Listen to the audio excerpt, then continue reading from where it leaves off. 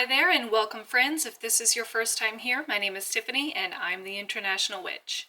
If you watched my reading journal setup, then you know that I have swapped out my Leela Journals journal for a new journal going forward for my regular Bujo.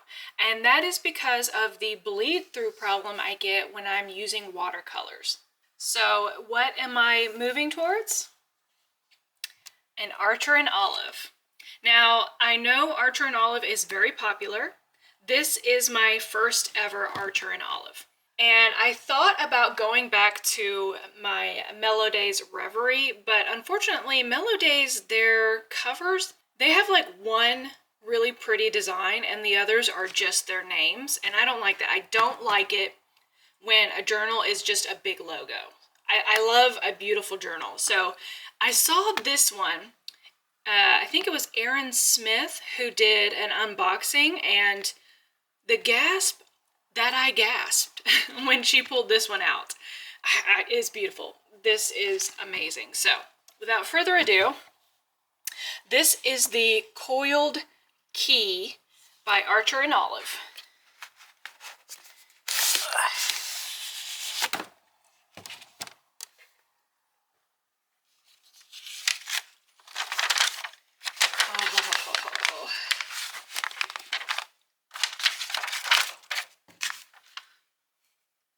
Look at that. Oh, that is so pretty. Now, I did get a set of stickers that go with this journal, although I don't know if I'll actually use them in this journal or if I'll save these and use them in my reading journal. And the same goes for the washi tape. I did get their washi tape. So this is their washi tape that goes with this journal. There's the black with the gold foil snakes, the snakes in multicolored. This one is a whole bunch of keys and locks. And then this one is just a green, I think it's supposed to be snakeskin, but it kind of looks like a cheetah print almost, but it's green. So I got these. I don't know if I'll use them in this journal or not, because like I said, my everyday bullet journal I normally hand paint in, and then I use stickers and such for my reading journal. Don't worry, the majority of this journal setup will be done with a voice overlay, but right now I'm just wanting to do this in real time with you guys so you can see my first impressions. First of all, this is gorgeous. Has like the key inside. That's really pretty, the gold foil. Now, I am not a fan of this kind of edge because you can't, I don't like it. I don't like this. So I can already tell you that I will probably be using tabs just to make it easier to get to pages, because these uncut edges, while very pretty, are not very practical. Thank goodness, oh good. Thank goodness they cut the sides. So hallelujah for that. See, easily pages, chunks. I don't like that. I've said it before, I'll say it again, I don't like that. But, oh, this is so pretty. Okay, now the whole reason I'm moving over to this journal is because the watercolors went straight through my Leela Journals. So I'm going to go to the back here, and I'm going to cut off a page, and we are going to use it to test out watercolors to see if this holds up any better.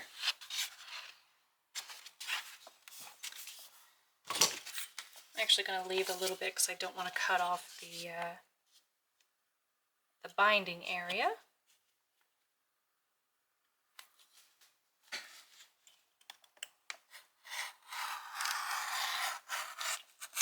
There we go. Okay, now I am going to set this to the side for a moment so I can focus on this one page. Okay, let's see, what colors should I choose? Yes, those are just yogurt cups. Whenever I need to mix a lot of color and I don't want to pull out a full palette, I just use these little plastic yogurt cups that I clean out. I keep a a whole stack here on my desk. My husband really loves yogurt, so we have plenty of them. Okay, we'll do a blue, crimson red. We'll do that. I think that'll give us a good view of what colors may or may not go through. So now I'm just going to wet the whole page.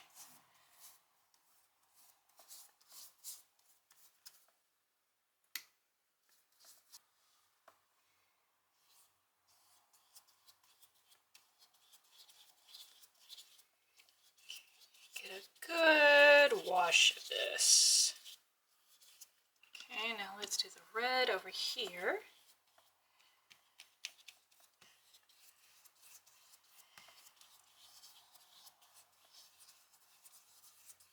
Alrighty, we'll blend the two in here. There we go. Alright, now I'm going to let this dry and we will come back and see if anything went through, how the paper took the water, if there's any warping, and all that jazz. So I'll be right back.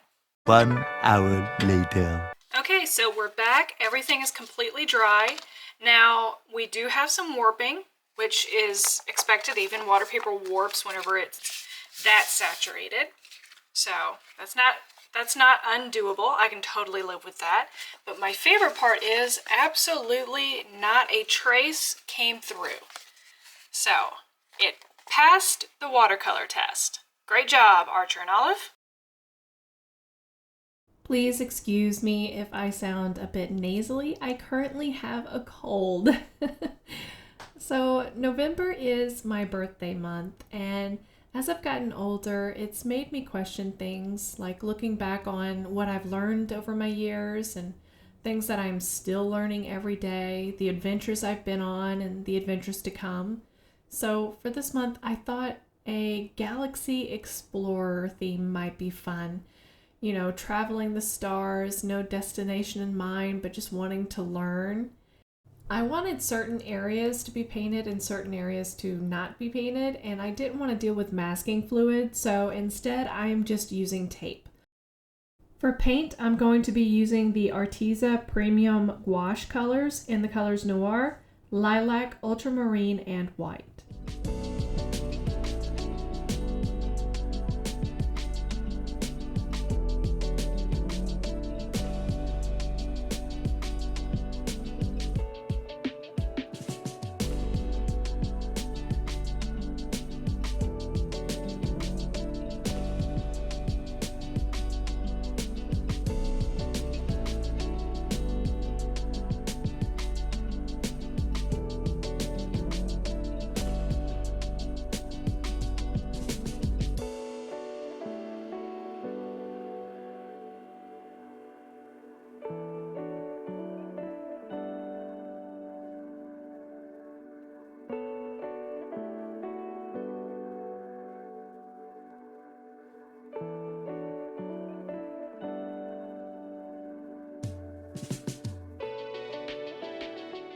Using this little small sponge, I'm going to just dab color all over. You can already see that I've done one layer, so now I'm going over and just doing another layer. I don't know why, but my camera lost that footage. It's a running habit this month. And you're just going to want to do stripes. So I'll do blue, and then in between the blue, I do a light stripe of white and just kind of blend that in. And then I'll do a stripe of purple, and once again, do a stripe of white, blend it in. It's going to look really messy at this stage, but that's intentional. That's what you want. It'll make sense whenever I add the stars.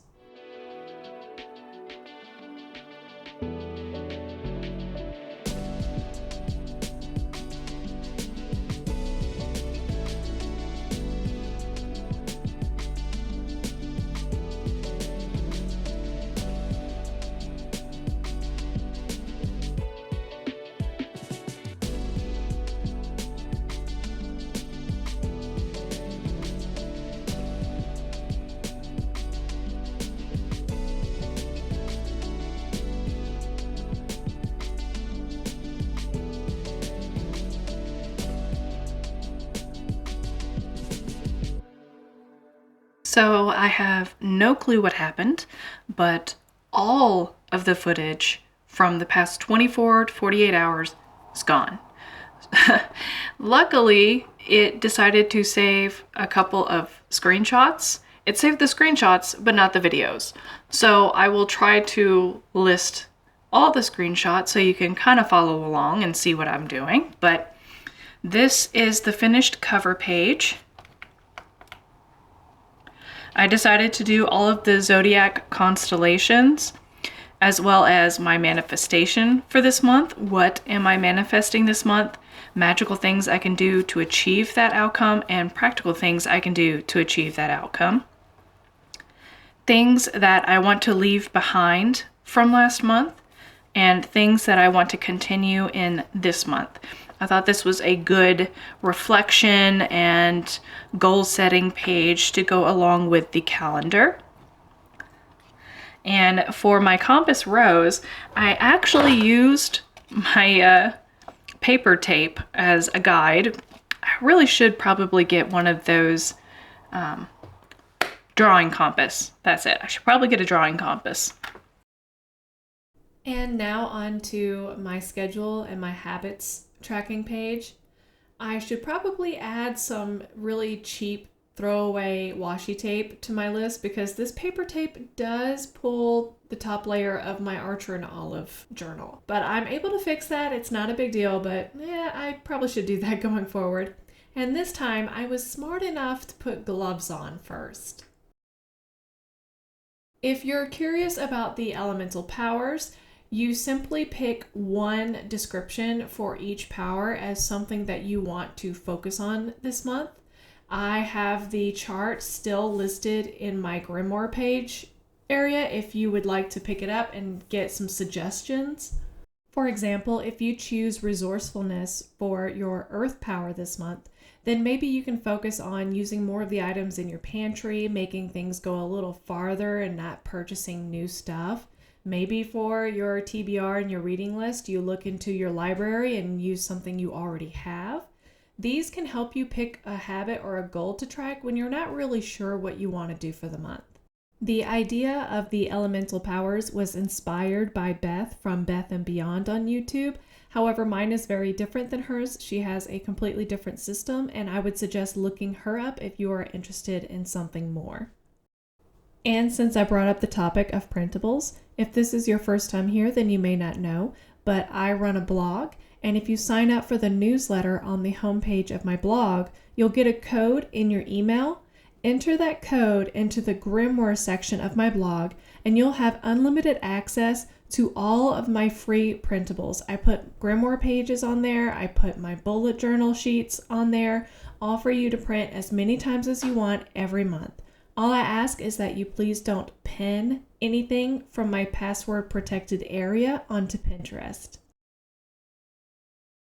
So on this side under the schedule, I'm adding a mood tracker. I normally don't add these to my layouts. However, this book is huge. I did not realize when I was ordering this journal that it was 8.5 by 11. So I have so much spare space that I'm trying to use. So I'm just doing a simple mood tracker, angry, sad, neutral, happy, and like ecstatically happy.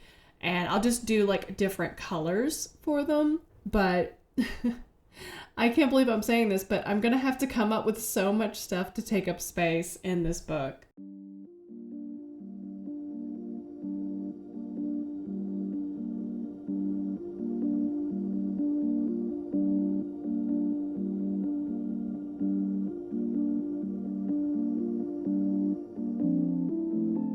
Now, drawing the circle grid always kind of hurts my soul because I cannot draw a circle to save my life.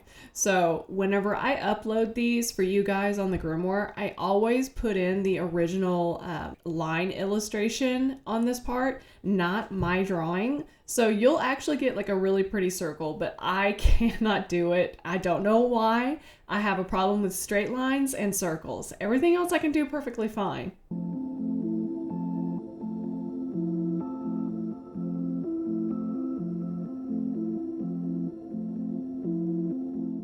And just like on my cover page, I am using the Posca paint pen for my title.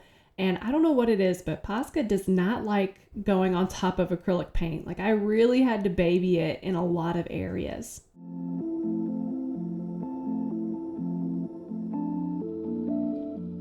I'm using watercolors to go in and color my elemental powers stars.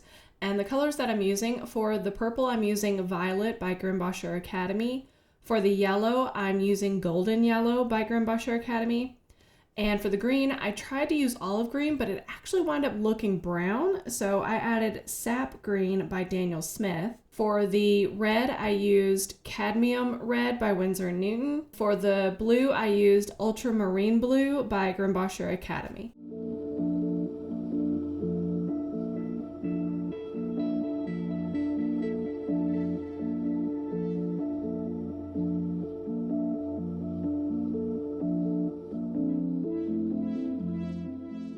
Okay, now we're going on to my spellwork, content, and the astrology page.